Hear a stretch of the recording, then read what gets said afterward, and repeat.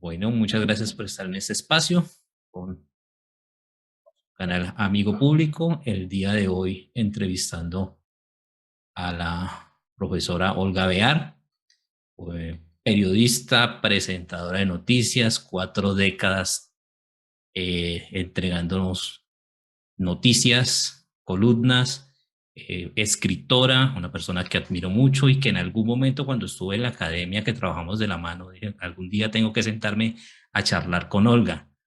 Una persona muy interesante. Profesora, ¿cómo está? Muy bien, muy contenta de estar aquí hoy. Muchas gracias, Gabriel. A usted por atender la invitación, profesora. Eh, en los últimos años yo he venido haciendo un trabajo personal de análisis de lo que es la política colombiana, de lo que es el mundo, y alejándome un poco del contexto de lo que es lo que nos venden a nosotros como lo más cercano que es Venezuela en su concepción de Estado. Me he puesto a analizar España, Argentina, y dentro de todo ese contexto que he hecho, me he encontrado que Colombia con España tiene algo muy particular y se conecta tanto en algunos temas políticos, pero en especial con lo que tiene que ver con el periodismo y con la comunicación. Adicional con la Ujú. entrada de un grupo empresarial que tiene las cadenas más grandes, que es el Grupo Prisa, como usted lo conoce.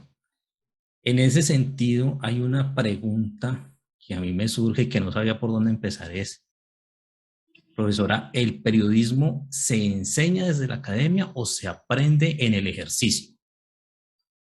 Mire, siempre había esa discusión cuando yo entré a la universidad y al mismo tiempo empecé a trabajar en la radio, porque yo cuando estaba terminando mi primer semestre en la universidad fue que empecé a trabajar en Todelar. Eso es una discusión que viene como desde los años 70 en Colombia y seguramente en otros lugares del mundo y que surge a partir de la creación de las facultades de comunicación y de periodismo en las diferentes universidades, cuando empieza a popularizarse esta carrera. Habría que decir además que allí hay varias cosas a la vez. Una como una especie de rebeldía de la gente que era empírica, y que se había hecho en el oficio, incluso pues gente más culta que había tenido oportunidad de capacitarse, de estudiar y entonces provenían de otras carreras como el derecho, incluso la economía. Y también hay otro componente muy importante para mí que es el machismo.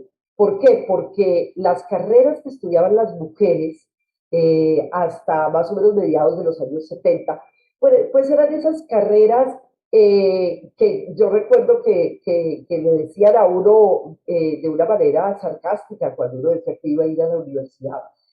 Claro, usted va a estudiar una carrera MMC. Y uno decía, ¿qué es MMC? Dice, una carrera mientras me caso. Porque es que ustedes, las mujeres, pues se van a estudiar psicología, por decir, esa no es la carrera favorita. Por eso, si usted analiza dentro del círculo de profesionales de la psicología mayores de 50 o 55 años, encontrará un desbalance gigante entre mujeres y hombres, encontrando, yo no conozco la estadística, pero yo podría aventurarme a decir 70% mujeres, 30% hombres, porque la psicología no era vista como una disciplina tan necesaria para la sociedad como lo es, sino que era una carrera MMC, mientras de caso. Entonces estudiaste psicología, te va a servir para tu familia, para vivir en sociedad, pero tú te casas, tu marido trabaja por ti, te mantiene, tienes unos hijos, ya teniendo hijos, ¿cómo vas a trabajar? Es un concepto muy machista, muy patriarcal de nuestra sociedad. Entonces, también hay ese componente.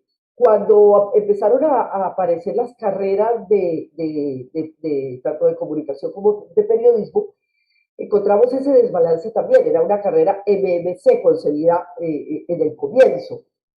Por supuesto, con el paso de los años, obviamente se popularizó en mujeres y hombres como la psicología y como otro tipo de disciplinas de este estilo, que son necesarias para la sociedad y que pues le puede gustar a un hombre o le puede gustar a una mujer.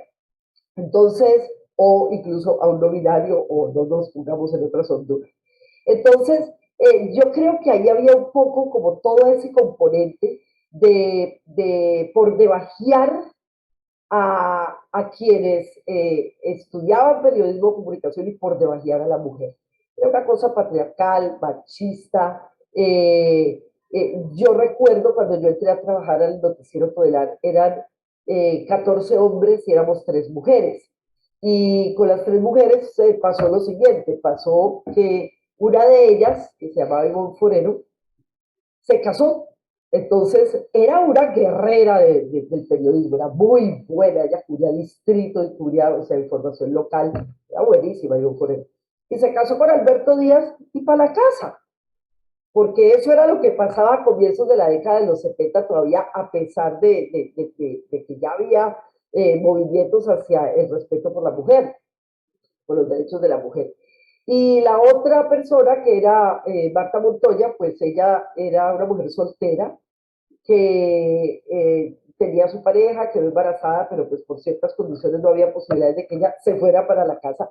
Y era otra guerrera increíble. Y ella se fue de jefe de prensa en la campaña presidencial de Julio César Turbay Ayala. Por eso ella después fue la jefe de prensa de la casa presidencial cuando Turbay ganó.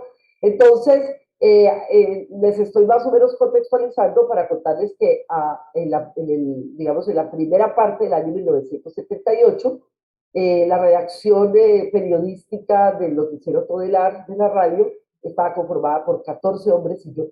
Entonces, luego entraron unas chicas practicantes y empezaron a aparecer mujeres en la medida en que hacían las prácticas o ya mujeres se graduaban. Entonces, ese es un concepto excluyente. O sea, cuando tú dices un médico, ¿nace o se hace? No, pues se hace porque pues cómo va a operar un tipo que no va a estudiar cómo se hace una cirugía. Eh, entonces, bueno, la vocación del médico no existe. Ese médico que se entrega a su comunidad, bla, bla, bla, no existe.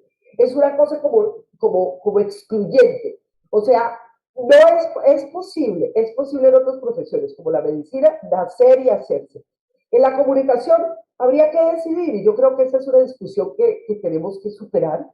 El periodista nace y se hace, o no nace y se hace, o no se hace y nace. O sea, tanto como tú lo quieras plantear, me parece que hay una vocación y que hay personas que hacen un buen trabajo sin tener la vocación.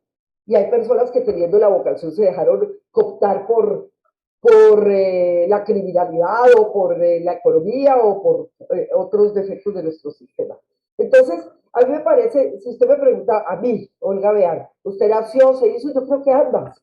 Tenía una intención, tenía un deseo, tenía una vocación, podría decirse, más que por el periodismo, por la escritura. Y bueno, uno se va formando en la vida, esa es la realidad. Vale, sí, ese es un muy buen aporte. Y aprovechando lo que acaba usted de comentar de la mujer, de la incursión, del medio, eh, dentro de lo que pensaba cuando lo iba a entrevistar, decía, Olga Bear es un referente como mujer y es un referente muy puntual de lo que debería ser el feminismo, romper los esquemas que se veían tradicional, ser una mujer empoderada en su trabajo y en lo que hace. Entonces, eso es algo que yo veía en ese punto que usted lo manifiesta y es muy acorde a lo que venía yo pensando. Ahora bien, con lo que usted dice, dentro del medio, dentro de las grandes cadenas radiales, encontramos diferentes tipos de profesión que ejercen periodismo serio. No estoy hablando del locutor o de aquel que se dedica a leer una noticia, no, una persona seria que hace su trabajo, que investiga, porque el periodismo tiene una concepción también de investigación. Y decía una vez hace unos años, 2, 3 años, si no estoy mal, Néstor Morales, que las facultades de comunicación se deberían acabar. Para mí, que estoy desde la academia, decía, eso es un absurdo, eso es algo que no tiene sentido. ¿Qué opinión le tiene usted respecto a eso? Uh-huh. Mire, eso es como los que dicen que quédense en los fondos privados de pensiones, pero tienen su pensión en Colpensiones. Entonces, es más o menos lo mismo. Le cito a Néstor Morales, pero le cito también a Mabel Lara, que es egresada de la Facultad de Comunicación de la Universidad Santiago de Cali, y que también dice que las facultades de comunicación se deberían acabar. A mí me parece que las ciencias sociales, no importa cuál usted escoja, son ciencias que cumplen dos objetivos. Una es humanizar al ser que llega a ella y entregarle esa dimensión humana que es imprescindible para una mejor sociedad. Y por otro lado, sí se desarrollan las competencias que son fundamentales para trabajar en medios de comunicación. En medios de comunicación trabaja cualquiera, pero trabajar bien, trabajar con ética, trabajar con conocimiento de cómo se maneja, por ejemplo, los géneros periodísticos, cómo se debe abordar un personaje, cuál es, digamos, la filosofía que tiene que haber detrás de guerrear por la transparencia en la entrega de los documentos públicos por parte de los sujetos informados y de los entes del Estado. O sea, esas son cosas que usted no las aprende en el día a día, o que si las aprende incompletas, porque hay tanta documentación y tanto que leer y tanto que aprender, que ustedes del oficio propiamente dicho no van a lograr completar esa información. Entonces, yo creo que las facultades de comunicación son tan importantes como cualquier otra facultad, y creo que estudiar periodismo es válido y es importante. También hay otra posibilidad para quien crea que no es así, pero que de todas maneras quiera tener una formación académica, que es hacer una maestría en las diferentes posibilidades o variedades que existen, tanto de periodismo como de comunicación, habiendo estudiado otra carrera. De hecho, por ejemplo, aquí en la Facultad de Comunicación de la Santiago hay una maestría de comunicación estratégica, y hay un componente muy importante del grupo de estudiantes que están en las diferentes cohortes, que no provienen de la comunicación, sino de otras disciplinas, pero entiende que la comunicación es algo que necesitan aprender, son profesionales que ya están en los centros de trabajo y que sienten esa falencia de su formación y deciden estudiar comunicación. Yo creo que uno no puede ser excluyente ni restrictivo. En la sociedad cada uno debiera estudiar lo que quiera. Ahora, por supuesto, de las facultades de comunicación, como de todas las facultades, de todas las profesiones, salen profesionales excelsos, maravillosos, extraordinarios, relevantes para la sociedad, y salen profesionales buenos, regulares y malos. Eso es como todo en la academia.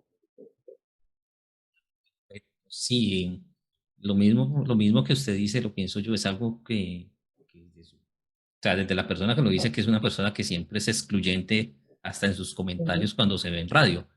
Sí. Profesora, pasando ahí al punto, y que tocaba usted también al final, hablando de la ética y el profesionalismo del periodista, eh, y lo que le comentaba usted de la apropiación de ciertos medios de comunicación en Colombia del grupo PRISA, que está manejando el mismo discurso que maneja en España, partidario al gobierno de turno, y teniendo ciertas personas y figuras públicas haciéndole proselitismo desde esos medios.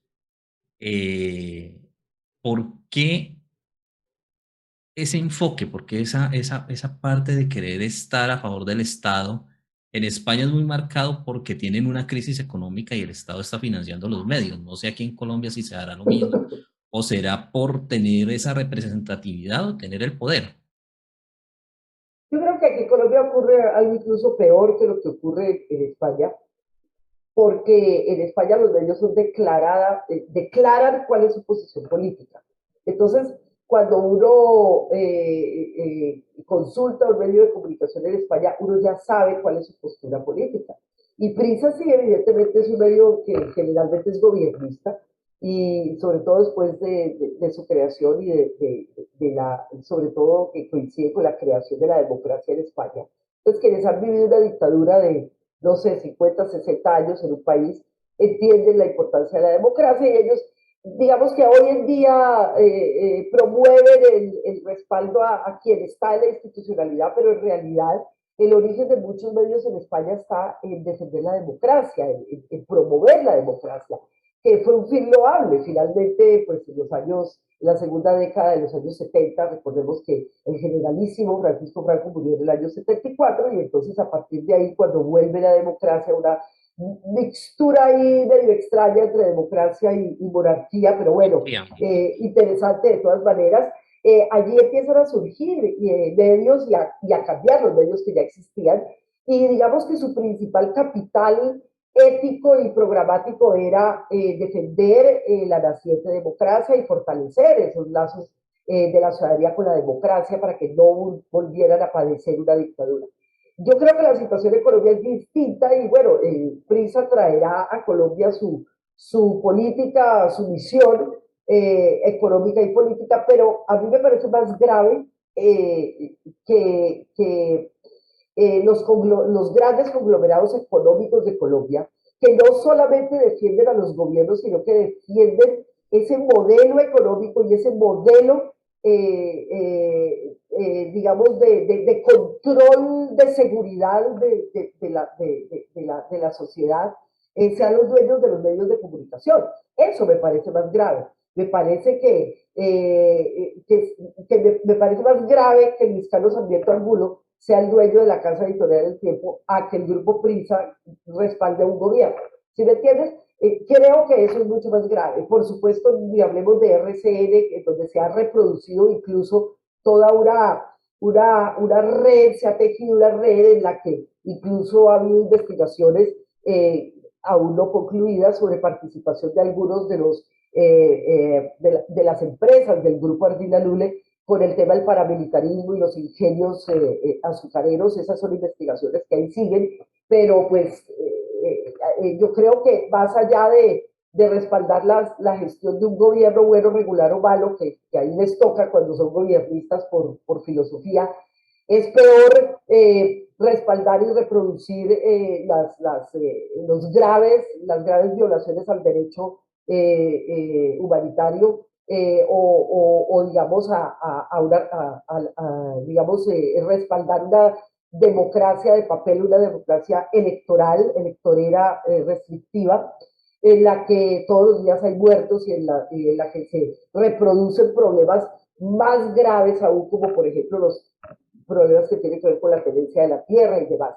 Entonces, ¿qué es lo que lleva al desplazamiento y a la muerte y a todo esto? Entonces, yo creo que el problema grave de los medios de comunicación en Colombia y la razón por la que muchos colombianos hoy se informan a través de las redes sociales, a plataformas como Instagram, Twitter, Facebook, es eso, es la falta de credibilidad porque la gente no es pendeja.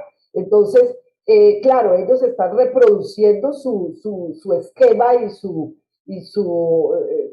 forma de ver el país y su relación con el gran poder que pues, ha eclipsado a la democracia en Colombia, pero al mismo tiempo la gente tampoco es tonta. Entonces la gente ha caído en algo que es también muy grave y es en ese hábito de creer todo lo que sale en las redes sociales, pero finalmente los medios en Colombia, yo diría que casi todos están, o por lo menos los tradicionales, casi todos están atravesando por una crisis, no solo económica, sino porque económica, digamos, tienen el pedaleo de estos conglomerados económicos y financieros, pero han caído en una crisis de credibilidad tremenda y ese es el origen de ello. Correcto, es que ahí toca un punto importante cuando habla de las redes. A pesar de que muchas de las personas que hacen ese tipo de periodismo en las redes, en especial los que trabajan con YouTube, que tienen ciertas limitantes, tanto técnicas como profesionales, pero se encuentra un contenido un poco más, de un discurso más sólido en el cual usted analiza y puede tomar posición. Uh -huh. Sí, Eh, en, claro. Uh -huh. en ese sentido, creo que por eso se va a ese tipo de fuentes, para poder tener una libertad de pensamiento que básicamente es un fundamento para poder tener una democracia, considero yo. Claro, incluso cuando yo me refiero a redes, también quisiera referirme a los medios digitales, que es Sí, lo que hace más o menos una década y media se llaman los nuevos medios. Entonces nosotros tenemos unos medios como Cuestión Pública, como Vorágine, como incluso medios que son de creación anterior y que todavía tienen cierta credibilidad, como La Silla Vacía o Las Dos Orillas.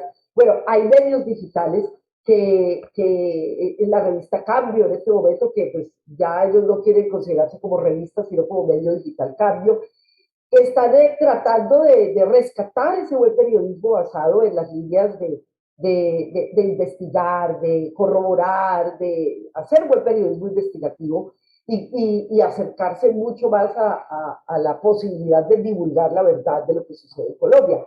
Luego, pues hay otros medios que son medios convencionales de vieja data, entre ellos, pues yo podría citar sin lugar a dudas al periódico El Espectador o al noticiero Noticias Uno de la televisión, pero son medios que, claro, como batallan por la verdad y como batallan por la libertad y como batallan por decir lo que está pasando, pues se tropieza con ese tema de la financiación que es tan difícil, que es tan preocupante. Entonces, yo creo que el periodismo colombiano, para el periodista, para quien trabaja como periodista, pues está en una situación muy crítica desde el punto de vista económico, porque los medios no convencionales pues no tienen ese músculo financiero que tienen los grandes medios. Y en los grandes medios, pues con muchas dificultades hay uno que otro periodista que está tratando de hacer las cosas bien. El resto es como un rebaño que cumple con los propósitos de sus propietarios, pero además digamos, desde el punto de vista de las condiciones laborales, el periodismo en Colombia ha decaído de una manera muy preocupante y terrible, bajos salarios, extensísimas horas de trabajo, condiciones de contratación casi en muchos casos por prestación de servicios o por cupos de propaganda, ese tipo de cosas que realmente afectan la calidad del periodismo. A esa parte. Profesora, estaba en ese punto que usted decía, mm, esa calidad del comunicador, aparte de tener su ética, su profesionalismo, ¿qué otro componente se debe tener? Bueno, yo creo que hay muchas cosas. Yo creo que un periodista antes de ejercer la profesión debiera como consultar cuáles son como las características, las condiciones de un buen ejercicio profesional. Y ahí es donde se va a tropezar con sobre todo con los gerentes de los medios y con las políticas editoriales. Por ejemplo, a mí me parece que un periodista nunca podrá hacer un buen informe si no hace reportería, si no va al sitio de los hechos, si no entrevista a los protagonistas, a los testigos, a las víctimas, a quienes forman parte de la construcción de ese contenido. Y pues hoy en día el periodismo en buena parte es un periodismo de escritorio, en donde pues lo que se hace es que se procesa lo que les llega o lo que logra conseguir por teléfono o por entrevistas de WhatsApp. Por supuesto, en la academia les enseñamos a hacer eso también, a hacer periodismo de WhatsApp, a pedirle a la fuente que mande una foto o un video, porque esa es la realidad y hay que enseñárselo. Pero les marcamos la diferencia entre hacer ese periodismo y hacer un periodismo de más calidad, de más profundidad. Yo creo que eso, lo segundo, estudiar mucho, comprometerse con conocer a fondo los temas sobre los cuales va a hablar. Tercero, no tragar entero. Muchas veces el periodista cae las noticias falsas que salen por Twitter, por redes sociales, por cadenas de WhatsApp, etcétera. Incluso sabiendo que son falsas, las sigue promoviendo. Yo creo que hay un caso que debería estudiarse en todas las universidades y este semestre lo estudiamos aquí en mis clases en la Santiago, que es, por ejemplo, la visita del hermano de Gustavo Petro a la Picota. A pesar de todas las aclaraciones, a pesar de que se explicó bien qué fue lo que pasó, a pesar de que la campaña de candidatos se deslindaron de lo que había ido a hacer la comisión intereclesial en la que participó el hermano de Petro, a pesar de que todo eso quedó aclarado y que los mismos presos, los mismos parapolíticos y los criminales que estaban allá expidieron comunicados diciendo que nunca se les ofreció nada y que nunca se habló de la campaña de Petro, pues periodistas, entre ellos el que usted cita, de Morales y otros más, continuaron durante 8 o 15 días promoviendo esa noticia falsa. ¿Sí? O sea, hay una intencionalidad de afectar el conocimiento que tienen los ciudadanos sobre la realidad. Eso es evidente y pues muchos caen, claro que muchos caen. Correcto, es que ahí hay un punto, el que usted que acaba de tocar, hablando de ese profesionalismo, y es el poder o la decencia que puede tener un periodista, la ética, en hacer una corrección, como se hacen en muchos medios cuando se da una información errónea o incompleta. Pero desde el punto de vista del consumidor que somos nosotros, muchas veces nos quedamos con la caja de resonancia, que creo que es Ujú. uno de los mayores problemas y uno de los generadores de la polarización en Colombia, ¿ya?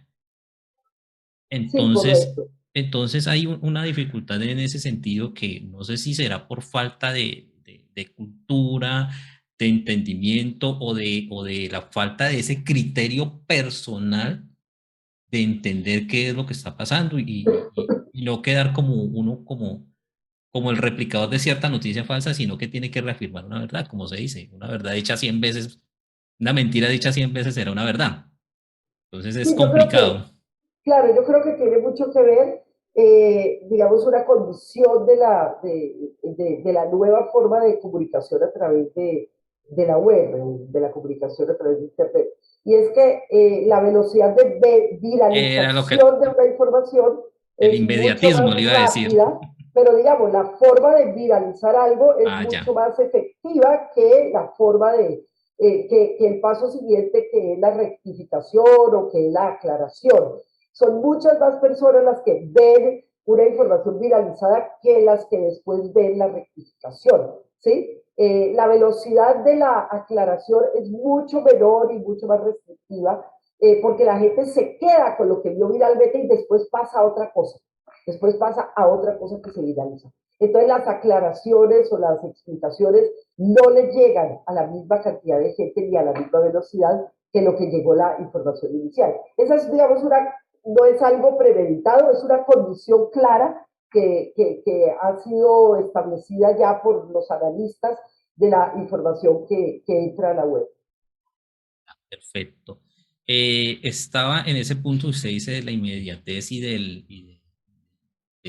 también se entra el sensacionalismo que se da de la noticia. Entonces, muchas veces encuentra uno en estos medios que utilizan las redes sociales algunas exclamaciones sensacionalistas, pero cuando tú entras a ver el contenido no te dice nada, o Uh sea, -huh. es vacío.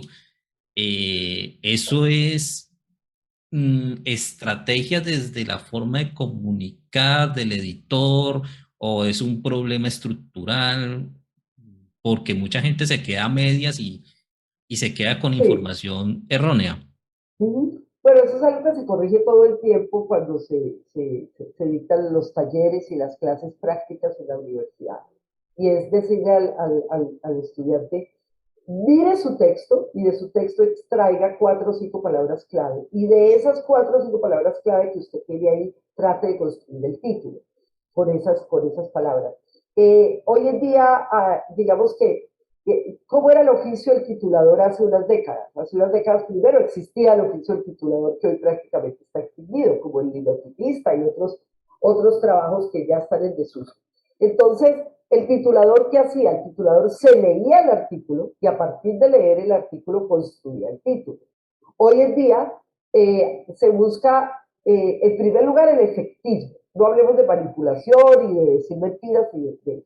Lo primero que se busca es el efectismo, que consiste en que con 4 o 5 renglones que lea la persona que está consumiendo, además el término es asqueroso, Y consumir, como consumir. consumir información.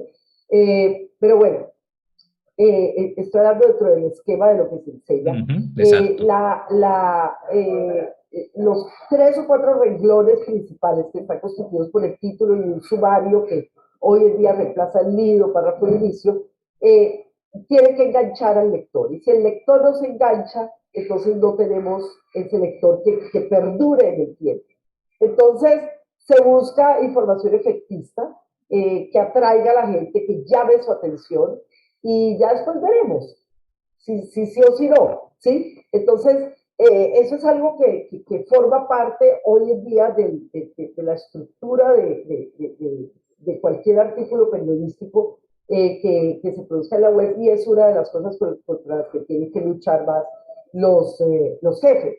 Ahora, hay editores que hoy en día, entonces para concluir el titulador, el periodista da una o dos ideas de titular y a partir de ahí el editor ya toma su decisión y a veces el editor cambia totalmente el título y lo transforma de acuerdo con las necesidades de su medio o de su sección y el periodista pues se siente frustradísimo porque no quería decir eso que salió finalmente.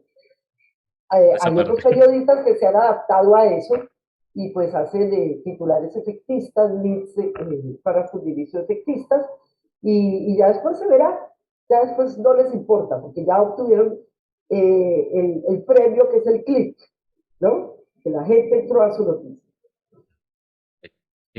Profesor, ahí ya con este matiz que tenemos de lo que es el periodismo, los medios y todo, eh, dentro de su conocimiento y por todo lo que usted ha vivido y ha trasegado a nivel del periodismo, nuestras herramientas, sobre todo lo que es desde la parte constitucional, ¿protegen en este momento ese ejercicio o se ha visto socavado con el tiempo, con todo este movimiento de leyes y cambios que se han dado en los últimos años? Yo creo que en la esencia se protege. Yo creo que en la esencia todavía tenemos artículos constitucionales que protegen, que protegen el ejercicio de la información, de la información libre para los ciudadanos.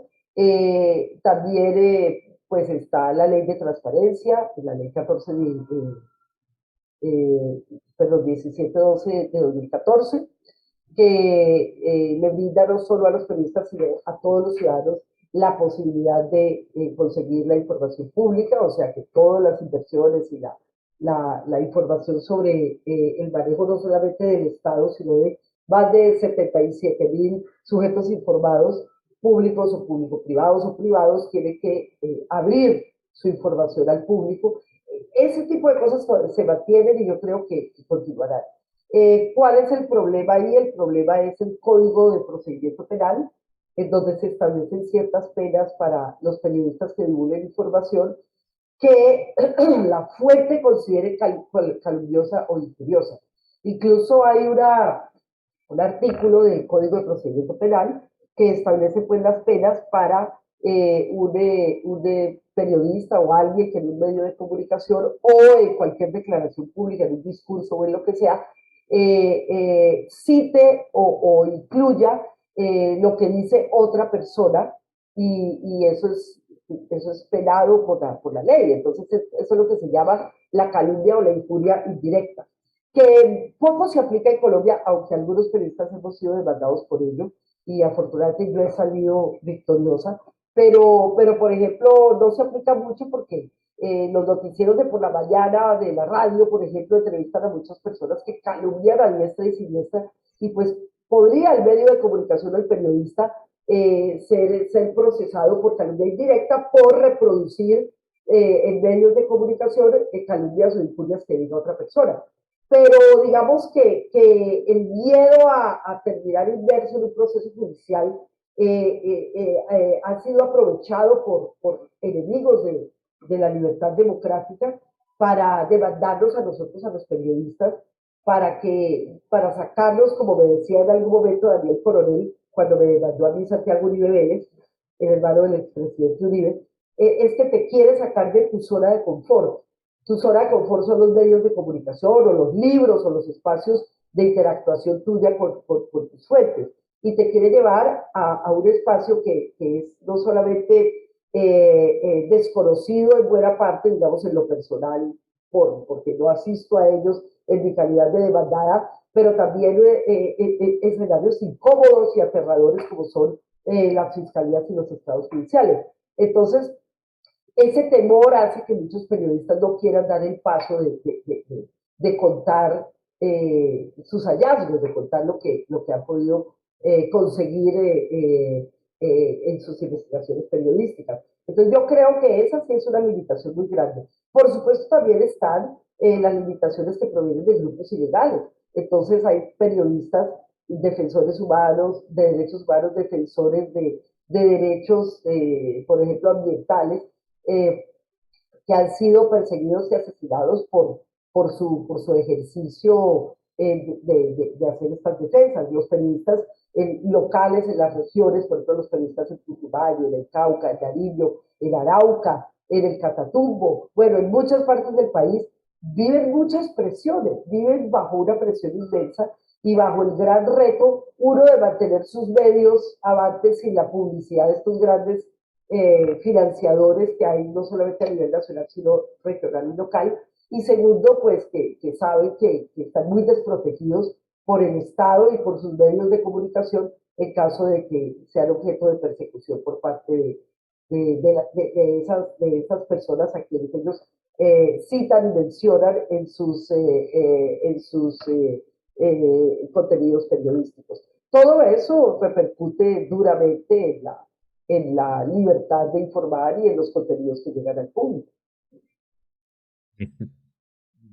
Sería interesante mirar esa parte que usted dice, no la conocía de la parte calumniosa, pero sí lo que usted dice es difícil, de difícil aplicabilidad y se congestionaría el sistema penal porque se ve eso, citaciones de calumniosos, entrevistas que se extienden en lo mismo, entonces es complicado ese tema.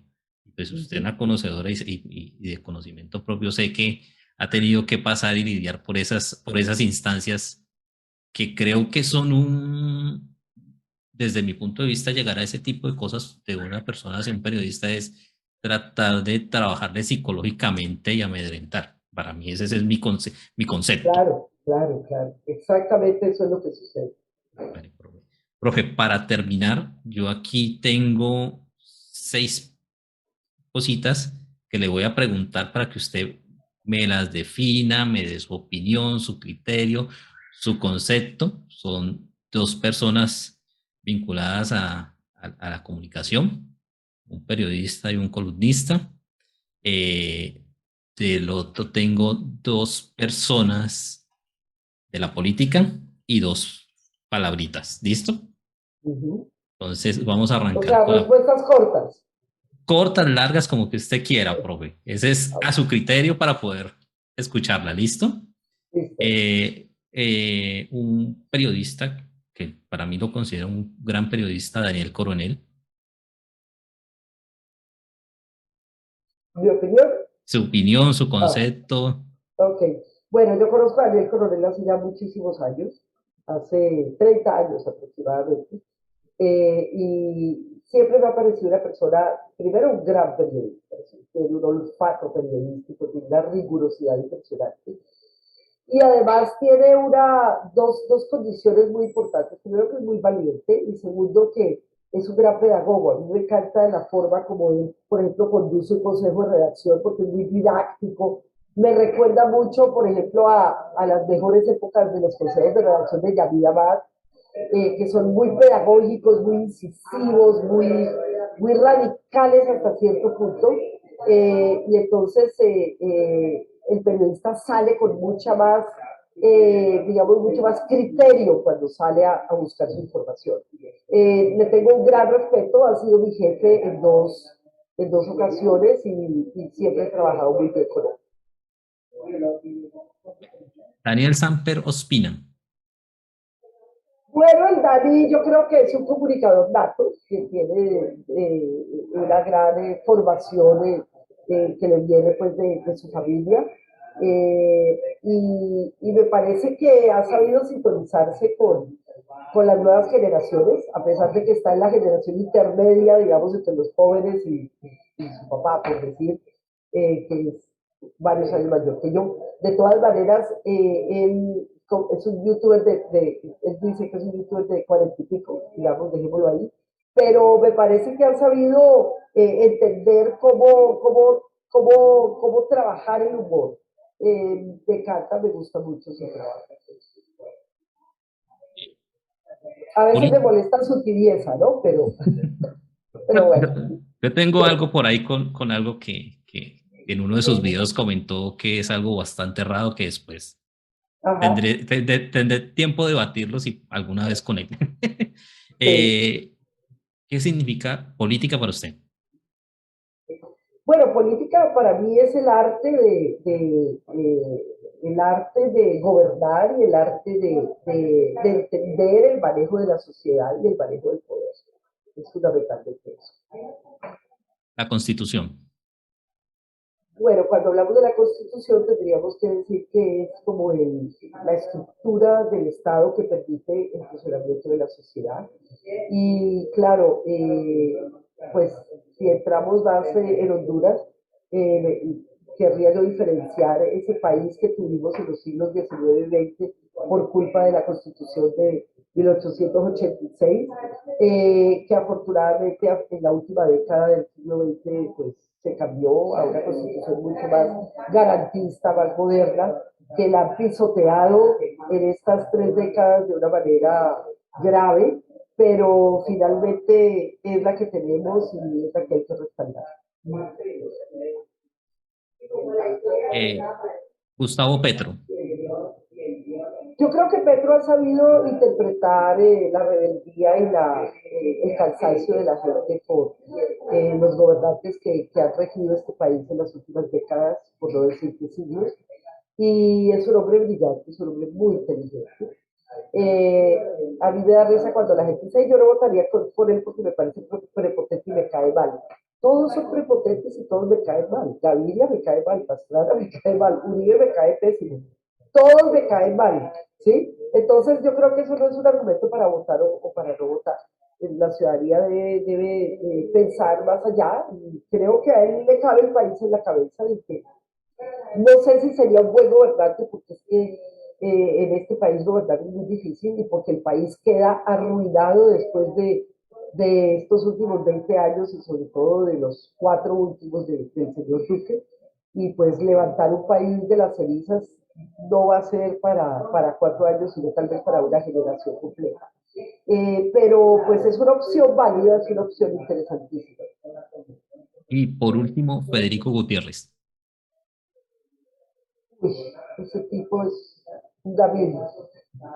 Y que me perdonen los gamines, pero yo entiendo la gente popular que vive su vida de acuerdo con sus posibilidades y con su idiosincrasia también, pero que un tipo trate de simular del pueblo y utilizar esa terminología que a él le queda mal, no me sabe autenticidad, pues me parece que es una persona muy falsa.